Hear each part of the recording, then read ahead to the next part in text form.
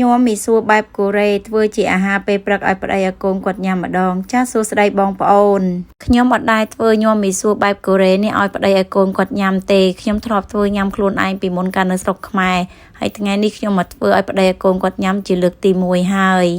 មុននឹងខ្ញុំបានតែរៀបចំធ្វើញោមមីសួរហ្នឹងគឺខ្ញុំមករៀបចំហាន់បន្លែសិនថ្ងៃនេះស្ពៃតឿខ្ញុំនៅសល់តែមកគុំទេហើយខ្ញុំក៏យកវាមកធ្វើបង្ហើយតែម្ដងទៅការ៉ុតនេះខ្ញុំប្រើតែមួយកំណាត់តូចទេរួចហើយខ្ញុំក៏ថែមស្ពៃក្តោបបន្តិចទៀតទៅខ្ញុំហាន់ស្ពៃតឿការ៉ុតហើយនិងស្ពៃក្តោបហ្នឹងខ្ញុំហាន់រួចរាល់អស់ហើយហ្នឹងឥឡូវខ្ញុំក៏រៀបចំមកគោះពងមាន់វិញម្ដងពងមាន់នោះខ្ញុំប្រើ3គ្រាប់ពងមាន់នោះខ្ញុំកូរវាបាយសពរួចរាល់អស់ហើយឥឡូវខ្ញុំក៏ទុកវាម្ដុំសិនចាប់ដើមខ្ញុំមកហាន់សាច់គោវិញម្ដង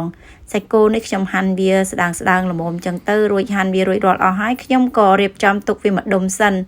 ឡូវខ្ញុំមកស្រុះមីសួរវិញម្ដងមីសួរនឹងខ្ញុំស្រុះវាឆ្អិនរួចរាល់អស់ហើយខ្ញុំក៏ដាក់វាទុកម្ដុំសិនទៅឥឡូវខ្ញុំក៏បែររៀបចំចៀនពងមាន់នឹងវិញម្ដងពងមាន់ចៀនរួចរាល់អស់ហើយឥឡូវខ្ញុំមកឆាបន្លែនេះខ្ញុំឆាច្បល់ចូលគ្នាតែម្ដងខ្ញុំអត់ឆាម្ដងមួយមុខទេបន្លែហ្នឹងខ្ញុំឆាវារៀងត្រូបន្តិចទៅខ្ញុំក៏ដាក់គ្រឿងទេសហ្នឹងខ្ញុំលាយឲ្យស្រាប់ដូចជាមានស្ករម្សៅស៊ុបប្រេងខ្យងទឹកស៊ីអ៊ីវបន្តិចទៅបន្លែហ្នឹងខ្ញុំឆាឆ្អិនរួចរាល់អស់ហើយឥឡូវខ្ញុំក៏ដួសបន្លែហ្នឹងចេញទុកម្ដុំសិនចាប់ដើមខ្ញុំមកឆាសាច់គោហ្នឹងវិញម្ដងខ្ញុំដាក់ខ្ទឹមលីងឲ្យឈ្ងុយខ្ញុំក៏ចាក់សាច់គោហ្នឹងចូលទៅឆារួចហើយហ្នឹងខ្ញុំក៏បានដាក់បកាហ្នឹងចូលទៅថ្ងៃនេះគឺថាធ្វើនេះមានតាំងពីបកាផងសាច់គោផងមានតាំងពីពងទាទៀតនិយាយពីថាជាតិឆ្ងាញ់តែម្ដងខ្ញុំចាក់បកាហ្នឹងរួចហើយហ្នឹងក៏ខ្ញុំដាក់គ្រឿងទេសចូលទៅ